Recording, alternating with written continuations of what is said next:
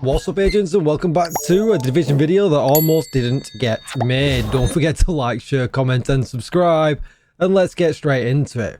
Right, so I'm already putting myself off by making this video when probably I was just never going to make it. So the reason I made this build was simply because it does a lot of damage, but it feels outdated. Although it does use some of the newer things we've had in the game, it feels very year one-esque. And the game has come along a long way since year one. Skills are just not where it's at the moment. Run and gun, SMGs, LMGs, assault rifles, Lexingtons, that's really where the game is at, and skills just aren't. So if I was going to recommend you use this build in any setting, I'm going to be straight with you right away. I would use it in a group setting. Legendary content would be absolutely killer, but for now, and we've set a brand new set that heals on skills, which may not do as much damage, but maybe that healing would outweigh the advantages of doing more damage. So that's kind of up to you. Now I've put you off the build altogether. Make sure you hit that like button before you've left the video, and I'll just show you what it's all about. So I am cheesing a little bit, so straight up with the cheese, I'm using the cricket, because with the cricket we get perfect precision strike.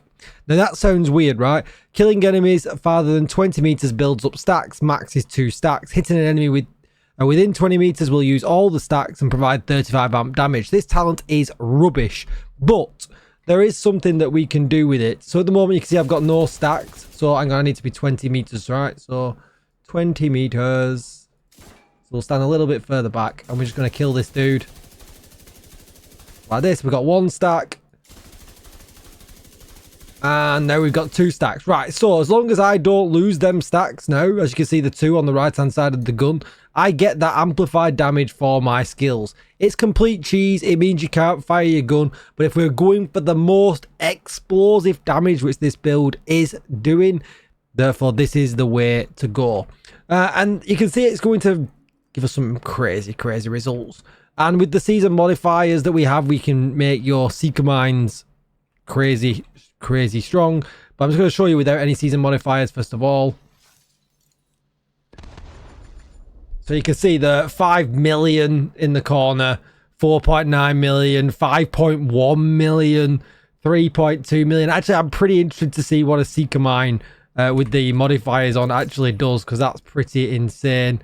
And then obviously we've got the mortar turret, which will do silly numbers. Let's just have a look. Things are bleeding as well now. Stop bleeding so we can look at what damage numbers we did. 8.2 million, 7.3 million. Yeah, it's just kind of crazy. So let's put the modifiers on. I'm in combat.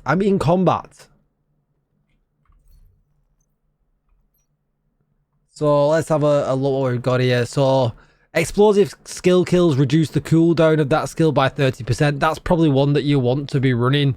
To be perfectly honest, we're then going to definitely want this one here. Seeker Mine deals double damage to blacklisted enemies. Okay, makes sense. And then what we want is a way of making... Oh, so we can't scan. That's a bit of a shame. That is a bit of a shame. We'd have to run Reaper scan, and we would have to drop... We would have to drop one of our... damage, which is that really going to be worth it then? Maybe not, but we're going to do it just for science. So we see some blacklisted enemies here. We're going to pulse again, see if we can make any more. Yep, we made another one. That is nice. They're already all dead though. Oh, that's gonna suck. Now it gives me no blacklisted enemies. Blacklist. We can fire it in a second. We'll just cheese the video out a little bit. We'll make some more blacklisted enemies. You know what it's like. YouTube creators and ad revenue. We didn't get any more that time.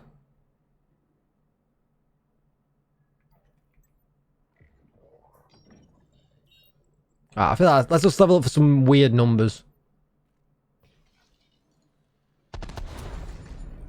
So instant overdrive, which I guess, yeah, all right, we'll take it. So 4.3. I don't even feel like we hit as hard.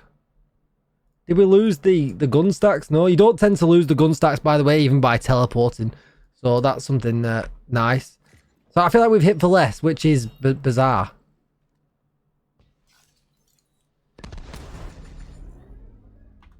I feel like we're hitting for less. Is it not working? 5 mil. We had 5.1 mil first time around. We got 5.2. So it doesn't feel like it's really worth the extra damage increase. To be perfectly honest, let's just see if we get any 5 mils now without any blacklisted enemies.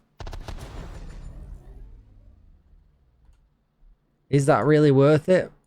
5.6, absolutely not worth it. Absolutely not worth catering. So if you're going to turn modifiers on, I mean, yeah, just do what you want. I'm losing a whole artillery turret for absolutely no reason whatsoever. So yeah, not for me when it comes to skill builds with the, well, this skill build anyway. You know, maybe other options are available.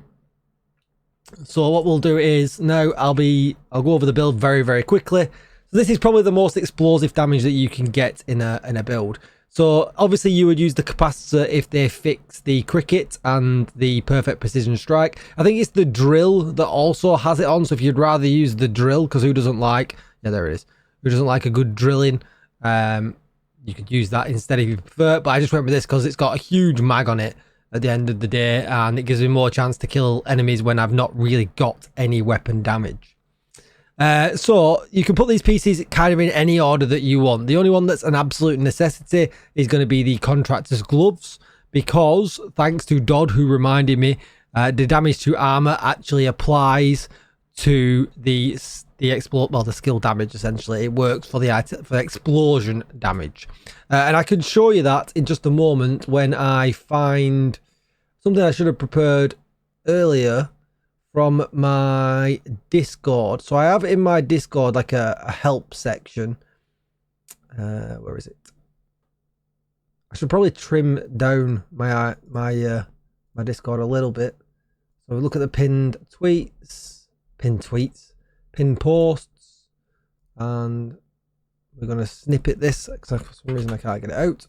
All this for dragging the video out, man. Like, imagine. And this is what I wanted to show you.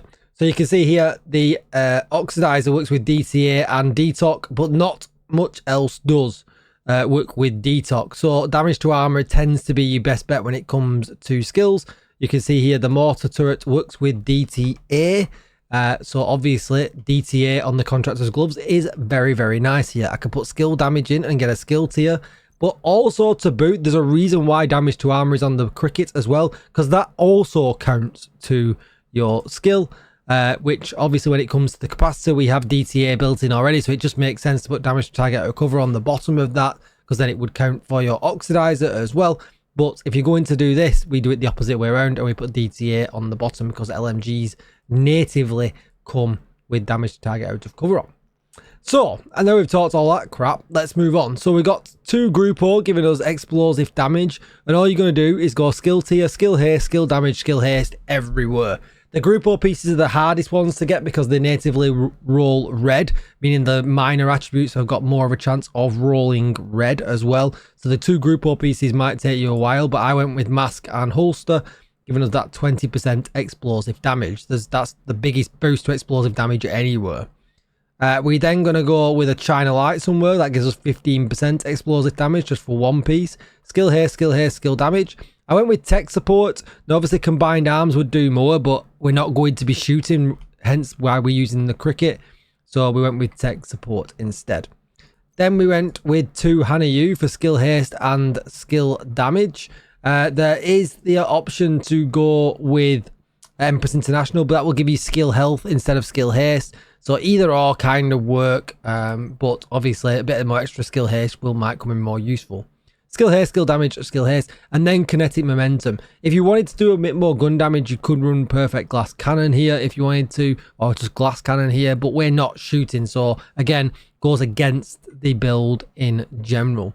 I went with the knees for the second part with skill haste, skill damage, and then the contractor's gloves, again, roll with skill tier like I talked about earlier on the glove sort.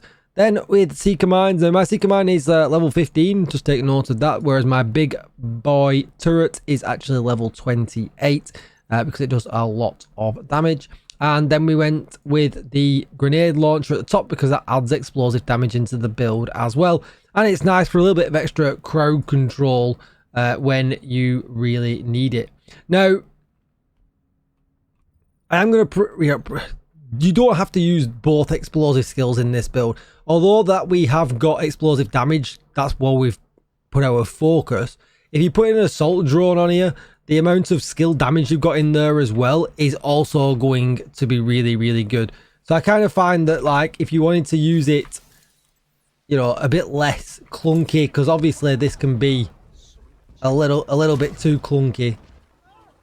Like, for instance, then, like, we should have killed him. We all know that, but it didn't kill him. And again, that should have killed him, but it didn't kill him. But it feels very, you know, very 5 years ago, learning using this kind of build. Like, when we weren't as powerful as what we were, we just kind of sit here, we put that there, and then we can just fire off all day. Whereas obviously with an SMG build, where you're just like a godlike, you'd just be running up right now and you'd be dead. Now obviously with the modifiers, if you did decide to run them, you can just put them on and be overcharged as well all the time, which makes situations like this where he's just running at you easier, because you'll just basically have overcharge, so the range will be huge. What's he? This guy's getting away with all sorts here because my turret's just not doing nothing.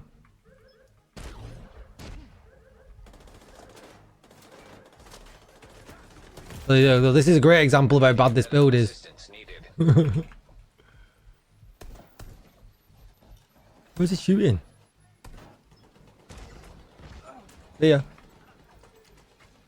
But this is why I think it's definitely better nowadays for it to be support. As fun as the big boom boom explosions are. I don't get how is that not killing that guy? Or is he dead? Or maybe he's dead already.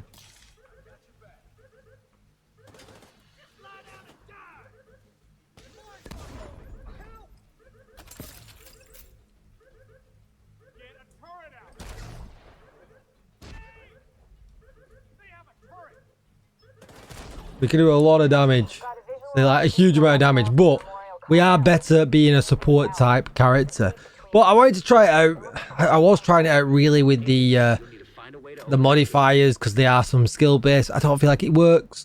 But if you wanted to be a support, if you wanted to be explosive damage, this is the way to go, because Grupo got the change recently to up the explosive damage also with the brand set changes. So I thought we'd try that out. But anyway, there it is. The video that almost didn't get made. Don't forget to like, share, comment and subscribe. Thanks for watching, agents, and I'll see you in the next one. Bye bye.